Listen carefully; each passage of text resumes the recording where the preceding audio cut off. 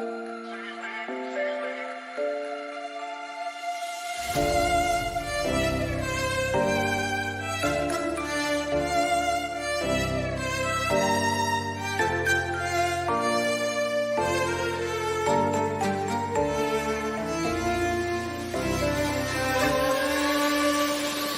one ever sees me, I'm losing every battle.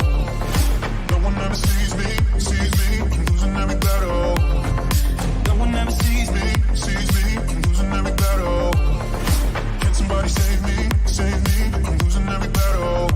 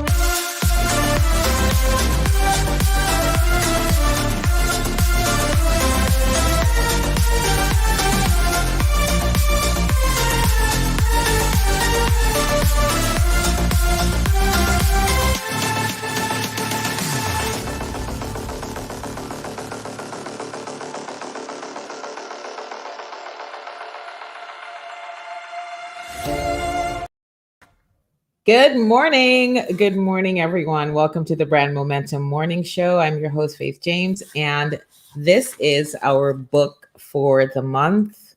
What you think of me is none of my business. And we are now in chapter 3, Breaking the Circle of Guilt. So if you have any friends, any colleagues, anyone that you know could be well served by some support, some morning inspiration, go ahead and share this video with those that you are connected with. And I'm so grateful. So let's say good morning to the Momentum crew. Good morning, Stelita. How are you? Good morning, Queen. I received that. Good morning, Sunshine. Yes, Khadijah is in the house. Good morning, beautiful Vivian. Oh my gosh, it was such a beautiful time in our conversation yesterday. And I'm so grateful you took the coaching and went on that wealth walk. It's beautiful. Good morning, Sharon. How are you, gorgeous?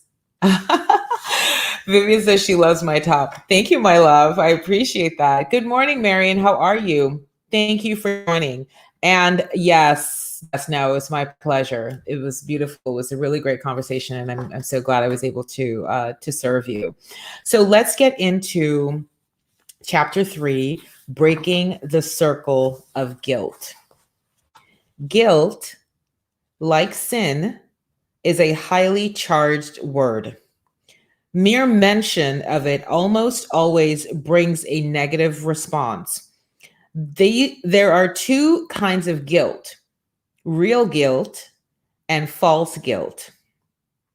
Both can be intensely painful, and either may offer you an opportunity to transcend pain and know the ultimate experience of total love and self-expression. False guilt is that guilt which is laid upon you by others in their efforts to control you, right? And make you responsible for their lives. We've all, I'm sure, experienced that from one time or another. A simple example of this kind of guilt is the mother who says to her son, "Go out and have a good time. Don't worry about my being here all alone. I'm used to it." Naturally, the child feels guilty and says to himself, "I really shouldn't go out and have a good time while she's all alone." The guilt the child feels in this instance is false guilt. It's false in the sense that the child isn't doing anything he should feel guilty about. Doing what he wants in no way takes away from another or denies the mother the opportunity to have what she wants. Webster defines this side of guilt as a feeling of self-reproach from believing that one has done a wrong. Real guilt occurs when you suppress another person mentally, physically, or spiritually, when you deny another person his liveliness, his natural ability, his happiness, and self-expression. When you deny other persons the support they need to believe in themselves. Webster defines this side of guilt as the fact of having done a wrong or committed an offense. In this simple example of the parent and child, the parent was acting out of real guilt when the child was acting out of false guilt and fear. Each, of course, suffered. I think it is clear that each of us suffers from a combination of real and false guilt. We suffer real guilt when we are the suppressors, and false guilt when we are suppressed. Most relationships, unhappily, are basically created out of our insecurities and need, and therefore rest on a foundation of fear. Most of us fear at some level that other people wouldn't be with us if they could really choose freely. Such an element of fear is felt in some degree by all of us. The true relationship must come from the position of, I love you and support you to be all that you are and all that you are not. We are in this relationship because we choose to be and not because we have to be. I will not harm you or harm myself. Each of us is capable of being, doing, and having what we want.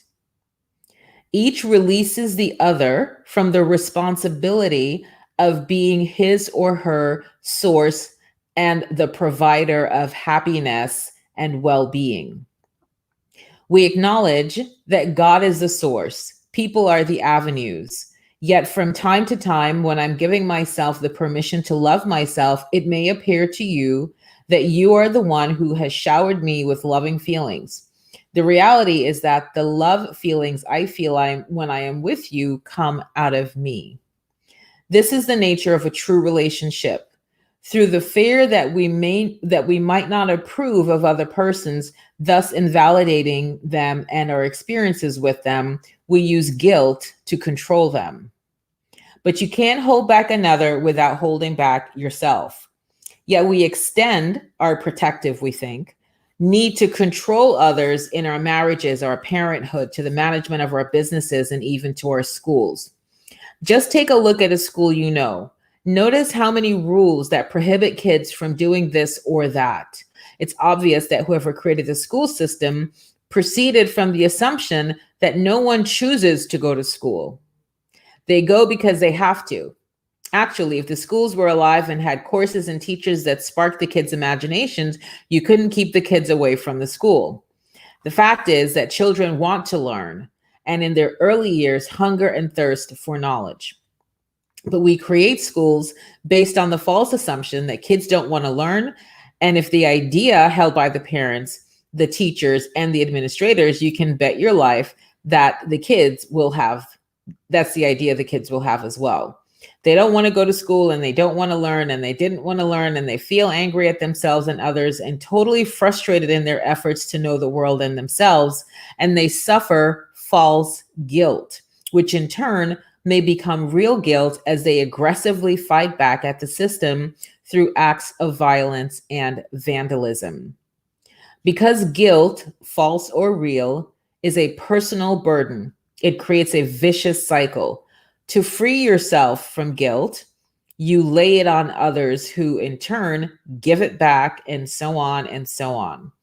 We are intrinsically ethical. No one outside of ourselves needs to provide us with the consequences of our actions. We do that to ourselves. We are judge and jury, and the punishment can be severe. Mental institutions are filled with people punishing themselves because of religious guilt for their sexual desires and needs, or guilt that they feel for not having lived up to their parents' expectations. These are people made to feel wrong and therefore unloved and unworthy. Sadly, they are not aware that they are suffering false guilt that have been laid upon them. Organized religion has created and perpetuated the belief that only the right kind of people will receive God's love and blessings. The trouble is that other people, not God, who are making the judgments about who is and what makes a right person. I mean, wow. I recalled a letter I received from two parents who were unhappy with their son. They wrote that they had all these plans for him to go to school and become a professional man, but instead he had gone down his own way, and to top it all off, was following an Eastern religion. The father had become sick because of his son's behavior. Neither parent could understand how he could create pain and suffering in the very people who loved him so much, the very people who wanted only the best for him. The trouble was that their concept of what was the best was not what the son considered the best.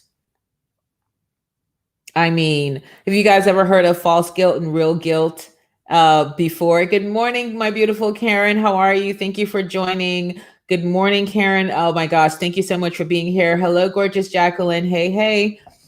Have you ever heard of this idea of false guilt and real guilt? And it's so insidious, right? If we want to just take the false guilt for a second, you want to do something, somebody else wants you to do something else, but instead of just using their words to communicate, to say, you know, I don't want to go to that party, but I don't want to be alone either. Would you be okay if we did a different plan? Is that possible? And then you can have a conversation around it, as opposed to you want to go to a party that a friend has invited you to, and then here comes now the guilt of, oh, sure, I've been your friend for these many years, and as soon as they call you, you jump. I can tell you don't really care about me. Okay, fine, go. You wanting to go to a party that you were invited to doesn't make you wrong. But then we take on the guilt of, oh yeah, maybe I am not a good friend. Maybe I should cancel my plans and go do this thing with her. The one thing I want you to hear me say loud and clear is really do your best to not do things that you don't want to do that then cause you resentment and guilt on the inside. Be so ready to stand in your truth. If you don't want to do a thing, don't do a thing. If you are, so for example, my husband was my husband at the time, but my fiance, we were planning a holiday to, I think it was 2 years ago. And he was thinking about ideas because we have the boys, you know, for summer. And he was like, oh, it would be a great idea. We'll like do a cross country. I just can't even help myself but laugh. Do a cross country trip and, you know, go to the different sites. And he might have mentioned something in there around camping. So, good morning, beautiful Brenda. How are you? Yes, makes your heart sing and has, yep. So hear this now. So I could have said, sure, knowing full well I was not in the mood in that moment for a cross-country trip. I just was not in that vibe. And I could have said yes and go miserable and secretly frustrated, which then my energy would be exuding. I'm not trying to be here. I don't even want to be here. I'm going to find a problem with every single thing. And so I just stood in my truth and said, no, that doesn't sound like fun for me. And so as not to put any guilt on it, because I'm so aware of this, I said, listen, if you and the boys want to do that and go see the Liberty Bell and traverse and camp, I'm good. Enjoy. And it wasn't from a place of like, oh, fine, go. Here's the thing. I am good with myself. You know, we have a saying in Jamaica. Basically, it means like this: there aren't any ants, like, you know, biting red ants in my house. So, well, you really say like, no ants now bite me in my house. That means I'm okay to stay in my house. I'm okay to stay in my house for long periods of time. There aren't any ants in here that I need to get out and be out in the streets for, right? So I am good. I have many, many books to read. I have many, many shows to watch. I'm okay. I am okay with me. So if that's something that you enjoy and you think you and the boys would, then go for it. We can do something at another time. And I wasn't being facetious. I was being so truth in my truth, because I knew, because here's what'll happen. Fine, we'll do that. The whole trip is going to be wrecked and ruined. I already could spot that. And so why do that to myself and to them? Right? Good morning, CEO Juliet. How are you, gorgeous? So why do that to myself? Why do that to yourself? Why do that to the other people? No, I'm not in the mood for that right now. And don't lay guilt on anybody for choosing to do something. If you want to go do you know, a half marathon, if that's your jam, and that's not your friend's jam, and they are not interested in exploring, they're not yet personally developed where they want to try and shift into some, you get to let that be okay. Don't make it mean anything. See, this is what we say in leadership. Everything is neutral. The triathlon event is a neutral event. My saying no, it's a neutral, it doesn't mean anything, but we try to justify and we add meaning. Oh, that means you don't care for me that much. It means that I thought I was a best friend, but I guess I'm really not, a real bestie. Okay, fine. Laying the false guilt, creating these unnecessary burdens for the people in our lives. And we get to grow up and be mature people about that. So if somebody wants to do something that's different than what you want to do, let it be okay. If you want to do something different than another people want to do, let that be okay. When we put on the false guilt, we're basically trying to control people and their behavior. And that's just such the recipe for disaster. Be okay in your no. Be okay in other people's no. You're having an event. Your friends say, oh, I'd love to come, but I can't. Don't add any stories to it. Do not add any stories to them. Good morning, beautiful Michelle. Thank you for joining us. Oh, my joy, my pleasure. Thank you. We do this. I do these every Monday through Friday, 10 a.m. Eastern. So everybody can just hit the notification when you see me go live, and you'll always get the notification, and you can join us in the studio. So does that land for you guys? Have you ever done that? Have you ever issued some false guilt on people in your lives because they were doing something that you did not want them to do, and you're trying to control them to do the thing that you want to do? Who has done that? Right? I'm raising my hand. I did that prior. And now we get to know the false guilt. It's no good. So that we can easily clean up when we get to be comfortable with ourselves. This is one of the most challenging things for people to do, is just to sit and be okay with you for an hour, for 2 hours. Yeah, exactly, Sharon. Yeah, exactly. Because we're using guilt to control, as opposed to using our words, as opposed to using, we talk about in leadership, enrolling people in your vision, instead of enrolling them into the idea of, hey, listen, I think a better trip would be X, Y, and Z. I forget what I said to him. We ended up going on a 7-day cruise to the Western Caribbean, which we all had a blast. And, the idea of enrolling people into a new vision is like, well, here's, the boys don't get to go to different countries. They can do camping anytime. But I think this would be a great example of, getting them to be culturally exposed. And then we all have a good time, and we are together as a family unit. And that's exactly what we did. So use your words, use your ability to communicate. That is one of the things that distinguishes us as humans from the rest of the animal kingdom. We have the ability to have conscious thought. We can speak. use your words. Because he just says sometimes the body language with no words creates the false guilt as well. Absolutely. Whoever said, I'm fine. I'm fine. I'm fine. No, you're not fine. Your body language belies you. You are not fine. Use your words. I was thinking, because sometimes, listen, we'll assume, oh, it's Sunday. That must mean we're going to be doing this. We're going to do farmers market Sunday. I'm sure of it. Meanwhile, your person has already had a plan that a friend asked them to go do, and you just assumed.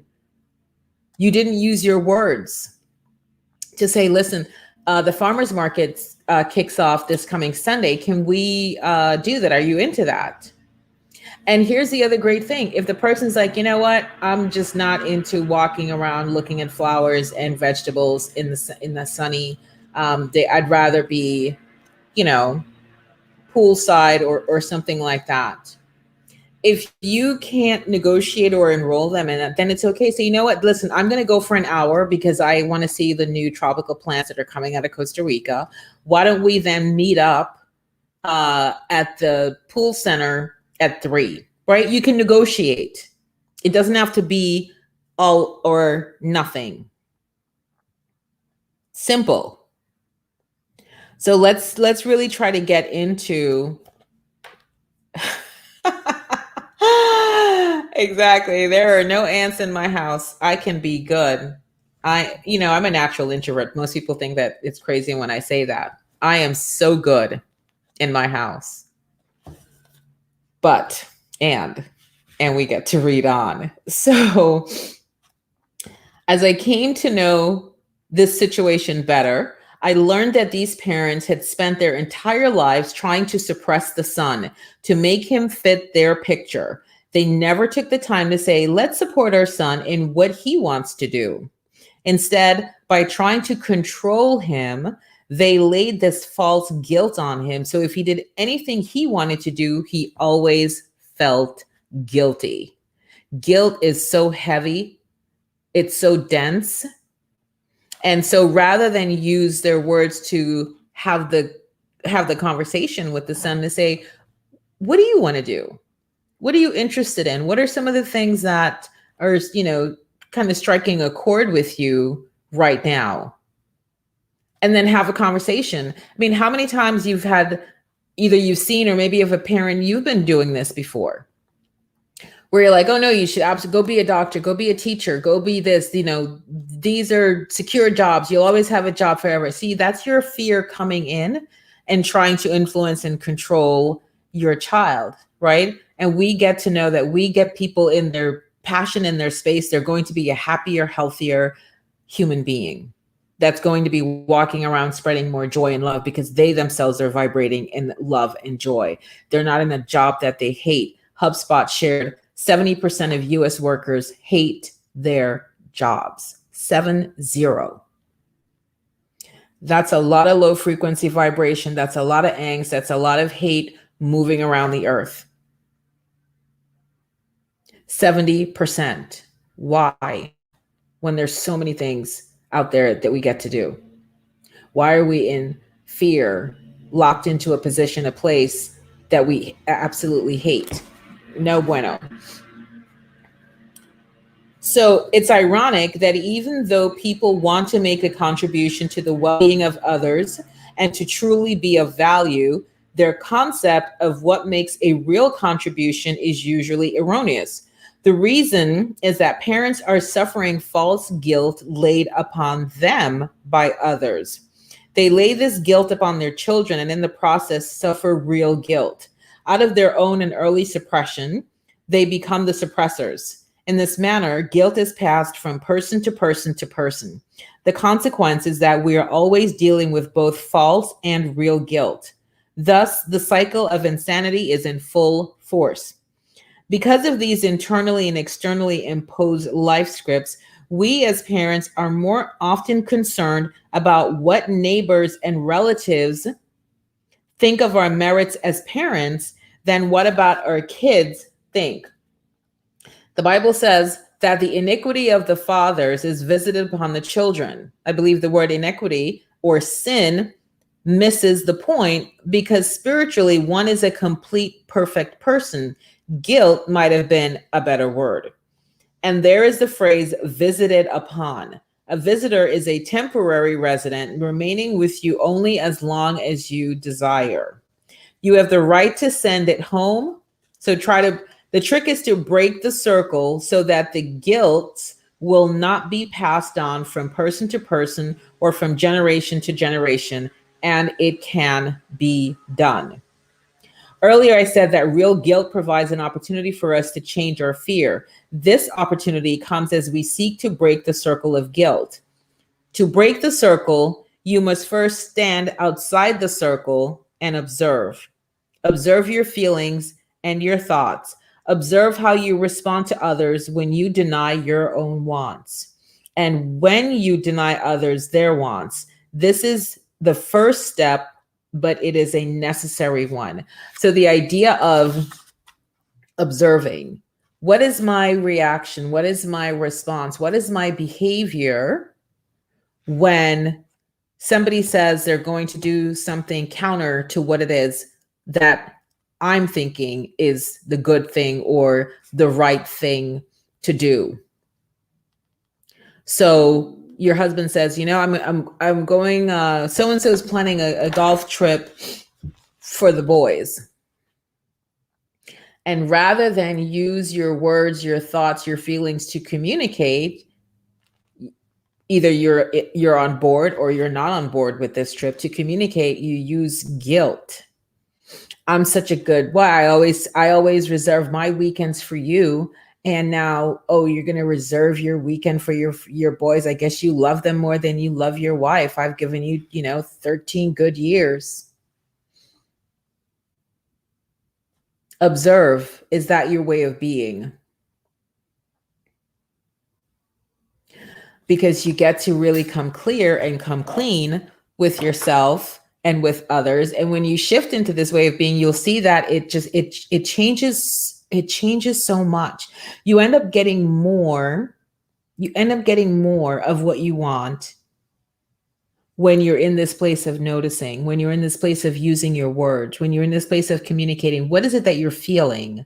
So it's not about the golf trip. It's about a deeper feeling of a sense of not being worthy. So I'm not worth you canceling a great trip and building moments and memories with your best friends. You get to stay with me and pacify me and brush my hair. So I want to hear from all of you, noticing when somebody does something that you don't either agree with or think it should be done another way. What is your way of being? How do you communicate you're not aligned with what they're doing?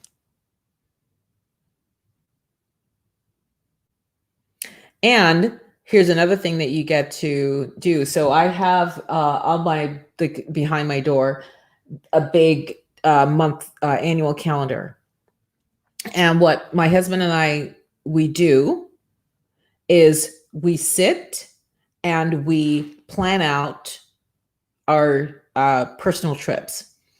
So if you know already, let's just make it up, there's the wine festival that's happening, in Miami. And you have a strong desire to be there, that you start to have that conversation well in advance of the date of the trip, right? So things like holidays would be a great example. What are we doing for Christmas? Have that conversation.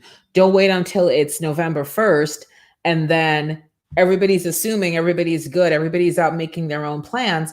And then you're thinking, well, of course we're going to my parents for Christmas. What did you think? And then it becomes a fight. Let me see what Karen says. Develop the strength to not say yes when you really would like to say no. Very powerful. If we could do this and be okay, like when I said to Jim, we're going to go with a no on the road trip.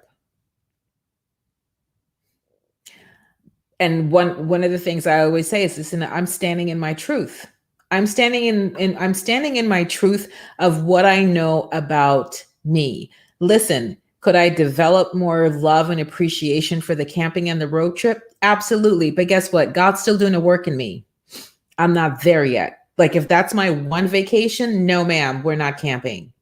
For real, for that not happening for me. You want to camp, that's okay. Because guess what? There are no ants in my house. I can luxuriate and do my staycation at home in a flash.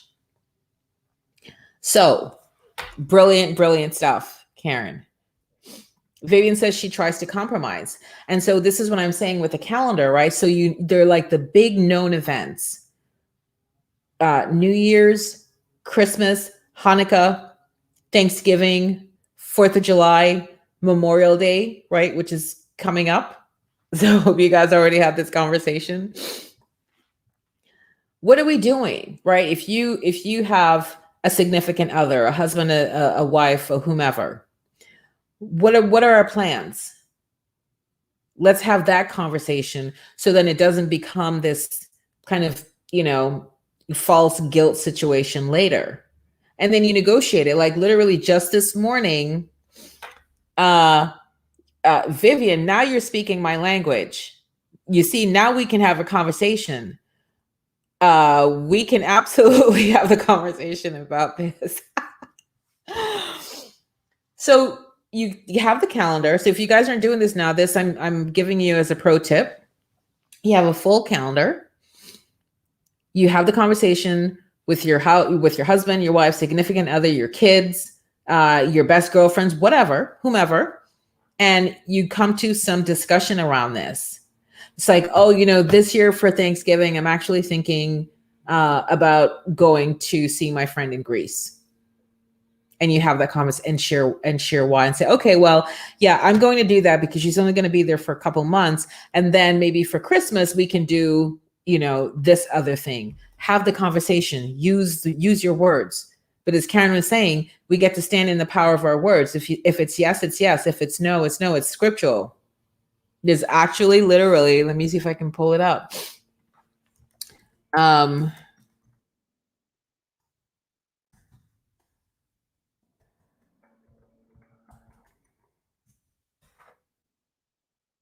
Okay. In Matthew 5:37, it says, let your yes mean yes and your no mean no. Anything more than this comes from the devil.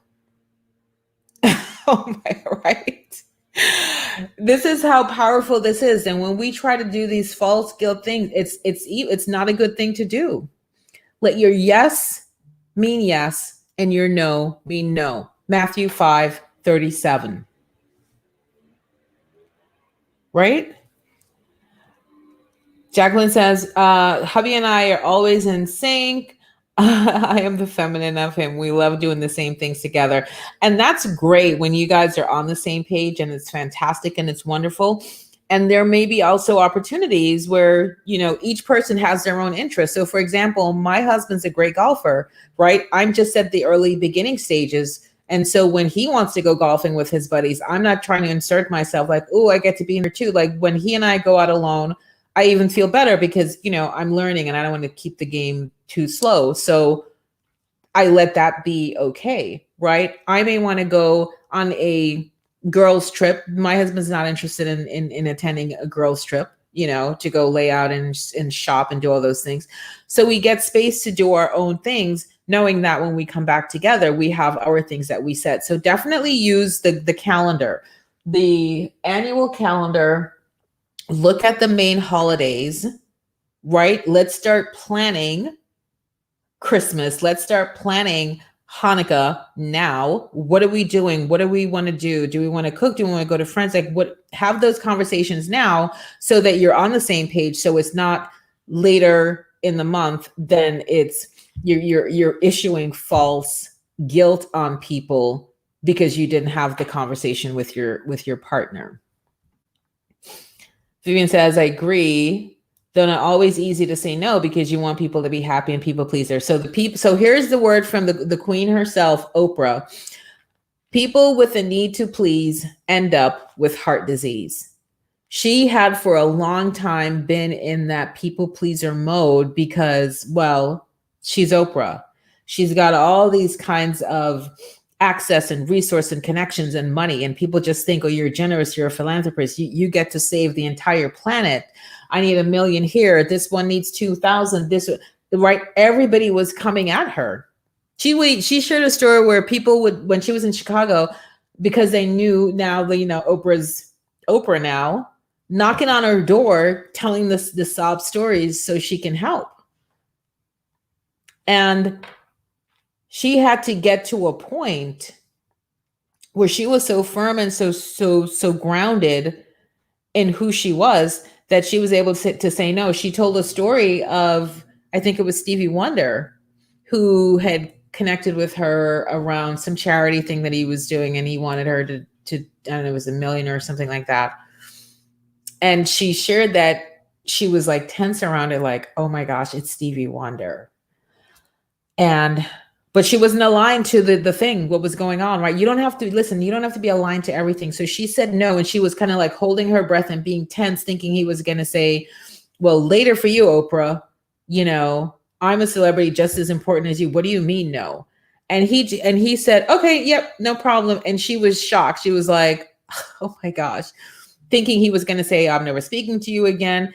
And listen, and if that is the response, Vivian, if you say no, you're not doing a thing, you're not going a place, you're not whatever, and they say, great, later for you, I'm not ever speaking to you again, they weren't your good people to be with anyhow.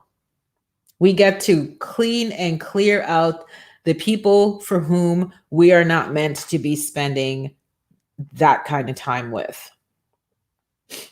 Yes. Good morning, beautiful Jessica. Jessica says, I've recently learned this year that people pleasing is a trauma response. Absolutely. Fear of abandonment. That if I say no, I'm going to be cast out of the tribe. That's actually truth in terms of like your ancestors. Being a part of a tribe meant your very survival. If you were kicked out of a tribe, you could be eaten by a saber-toothed tiger. You could be frozen to death because you're out there wandering the great wilderness by yourself. You don't have the tribe with their different, skins and furs to keep everybody warm. You could starve to death because you're not part of the tribe. When they go hunting, they're not sharing the food with you. It literally meant your very survival for our ancestors. So being part of a tribe was vitally important. And so that DNA continues down the generation. So we get this feeling of community. That's why community is so important. We get to belong. We want to belong to a group of people who get us, who like us, who know us.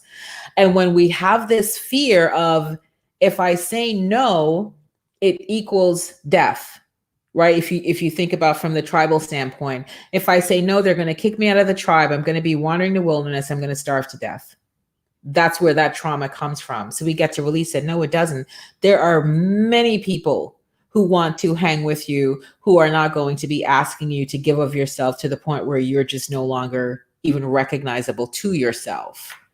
So it is absolutely trauma. It is absolutely the fear of losing people and abandonment. But hear me, you don't want to be with those people anyway. These are those people, the what have you done for me lately people. Those people are takers, they're not givers. Karen is so funny. You got to check for me. Exactly. I can stand in the power of my no. The no is a complete sentence. I say this all the time. When somebody asks you a question and it's a yes, nobody's asking for you to expound upon your yes. Do you love sushi, Faith? Yeah. I don't need to say, my first time ever trying sushi was when I was in LA and I had the yellowtail and I was so surprised. So that's why I love the sushi. Yes. And that's the answer. Faith, do you want to go camping in the Everglades? Nope. It's the same thing.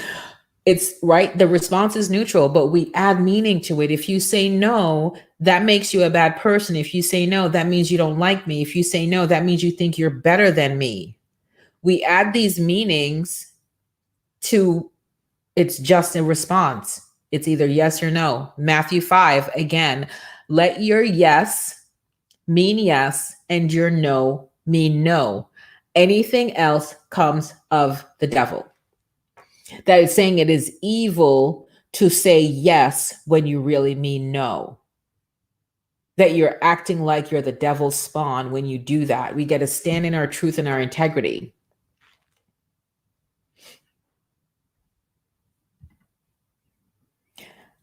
Oh, thank you, Brenda. So true. No is unrolling yourself for something that's not in alignment with what you want. Not everyone will want what you want. Exactly. That's why there's Burger King and McDonald's, Wendy's and KFC.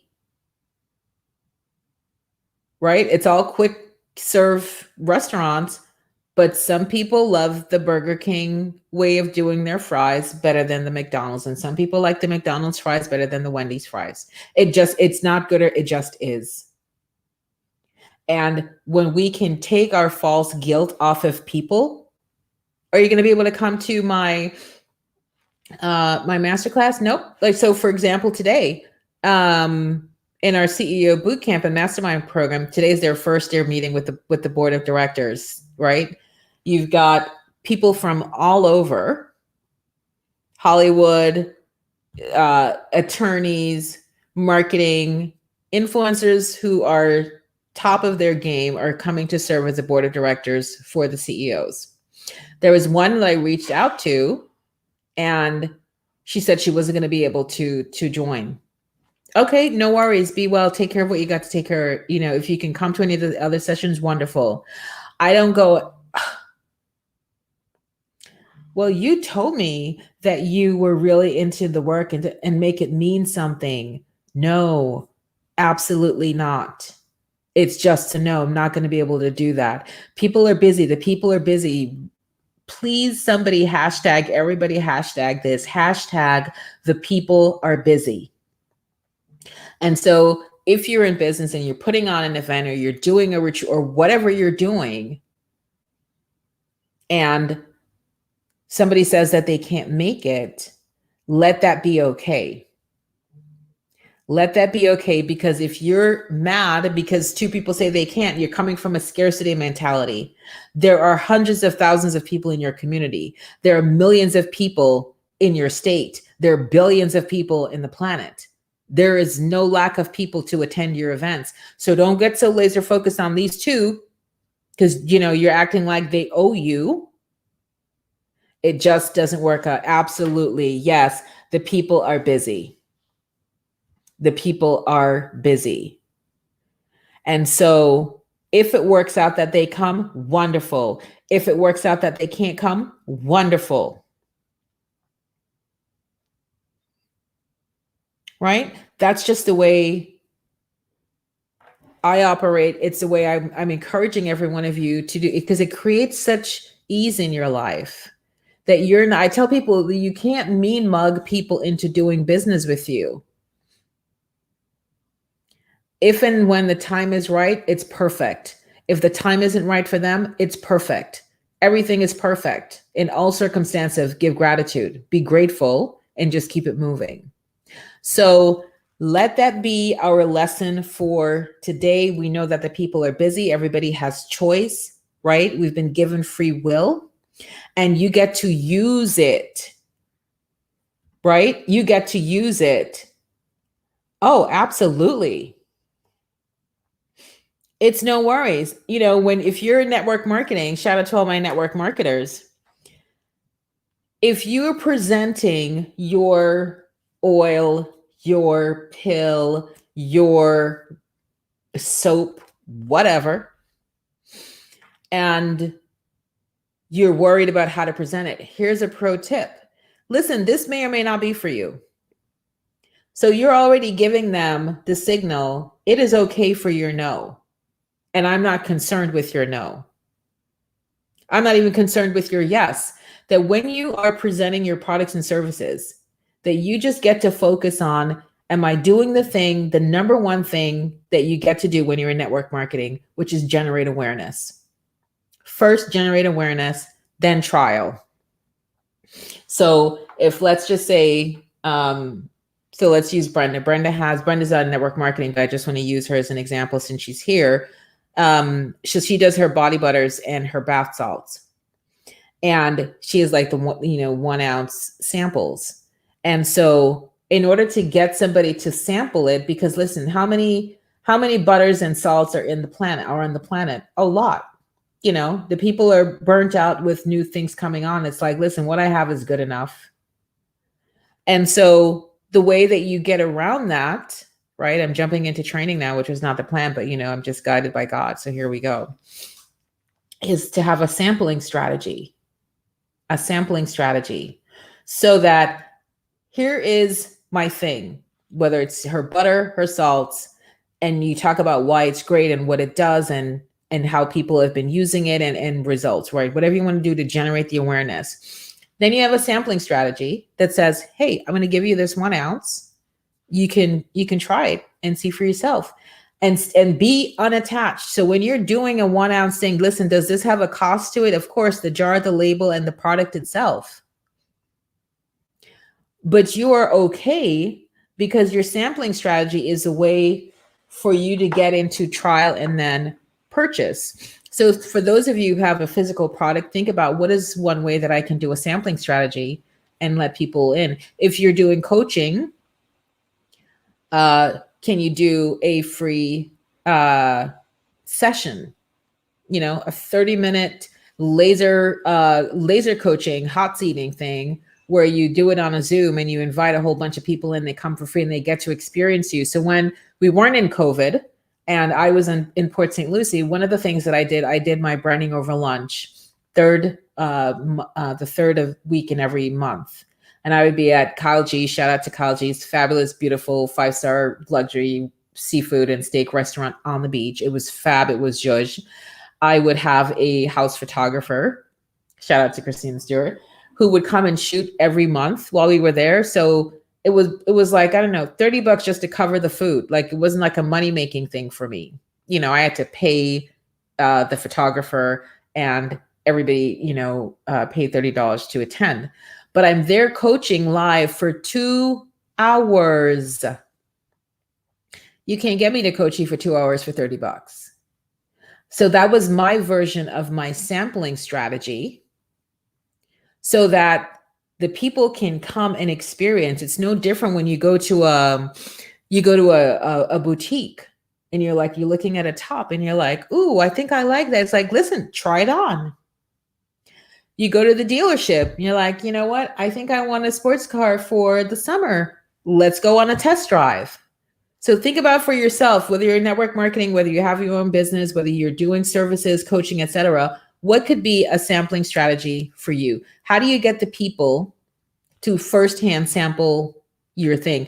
That is the next best way. Of course, your testimonials and your third-party endorsements are huge. Your before and after, huge. Jacqueline just did a whole 21-day challenge and showed her before and after. Her hubby lost what did Warren lose? 21 pounds?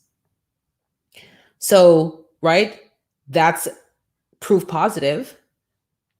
But if you can do a oh yes, good morning, Indira. Yes. Okay, perfect. So most of you know I do. I've added the Bling Your Brand division to my business, and it's through Swarovski. So here's an example of what I do from a sampling standpoint. It's like we're hosting a bling party, and literally what a bling party is, it's like I just sit here on my Zoom and I just play with all my jewelry. Like all of this here that I'm wearing is Swarovski. And then I say, here is, which this is gorgeousness, Here is the glimmer Swarovski. If you invite, this is not even buy anything. If you host a party on Zoom and let me come and play with the jewelry and you have 6 live bodies, you're going to get this from me for free. This is $100 necklace, right? That's my sampling strategy for my jewelry line. So think about what it would be for you. And yeah, if anybody wants to host a Swarovski bling party, hit me up, message me, and you get 6 people, you too could be sporting the glimmer this summer.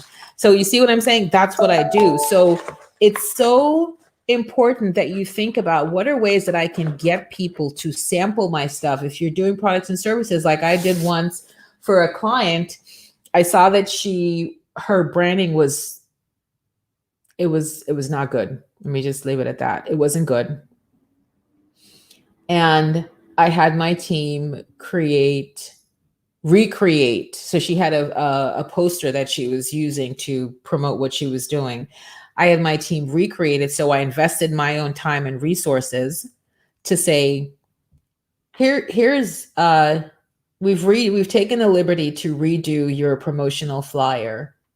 This is what it's like when you work with a personal branding consultancy. I said, it's yours, you're free to use it. And she was like blown away. Like, really? I said, yep. And she started posting it. And from there, she signed on to the platinum program. That's a sampling strategy that you have to be willing to invest in right? Your skills, because you got to know what you know, and you know what you're doing, and your stuff is good. Let me just predicate that. Okay, 10 pounds, 21 days. Thanks, Jacqueline. You got to know that your stuff is good. This does not work if the stuff is not good. Like, I can't solve that for you, right?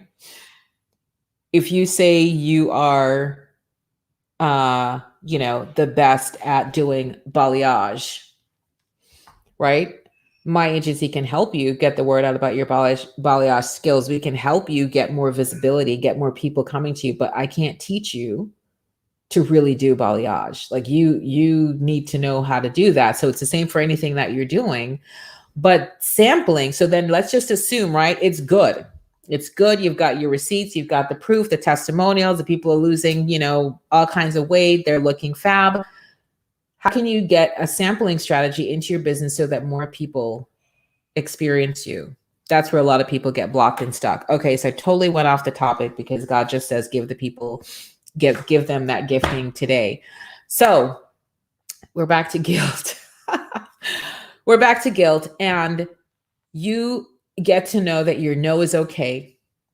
No, that doesn't work. Oh, can you sponsor our upcoming trade show? Yeah, no, that doesn't work for me. Not aligned with my business goals.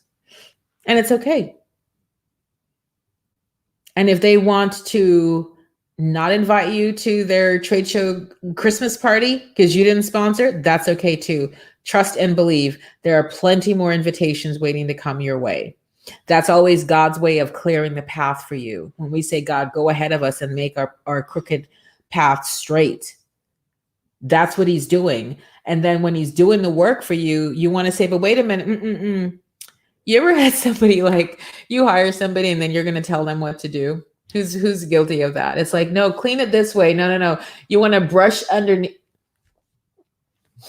Ma'am, I need you to step back. So when God's doing his work, when he is clearing the path, we're going to say, oh, no, but I've been friends with her. Let God do his work. Let God do his work. Your no is okay. Stand in your truth. If they're going to not like you because you said, no, I'm not going to be sponsoring. Listen, even if you were signature sponsor the year before, guess what? You have the prerogative to change your mind. You have the prerogative to change your business strategy. They are not the COO in your organization, right? They're not the CEO of your organization. And speaking of CEO, good morning, CEO Angel. Yes, it is. He is clearing the path and the no is okay. Angel, I just read from Matthew 5:3. Let your yes mean yes, your no mean no. Anything more than that comes from the devil. Let your yes mean yes and your no mean no. No, don't say yes when you really mean no. That's devil work. And we're not trying to do any kind of devil work ever. And if people don't appreciate your no, if they want to judge your no, if they want you to do backflips and explain, bend yourself into a pretzel, why are you not coming to the event? It's just no. That's not going to work. My plans don't align. That doesn't work out for me. One of my really, really good friends, she was in town. She was actually at the Sarasota Ritz-Carlton. And she messaged me that day like, hey, how far are you from Sarasota? We're at the Ritz. You want to come, for dinner? And I was like, when are you leaving? She's like, tomorrow. I'm like, oh my gosh. So I talked to Jim and he had work things to do. And I just texted her back. I said, nope, it's not going to work for us. We'll catch you next time you come into town. That's my best friend of like 30 something years.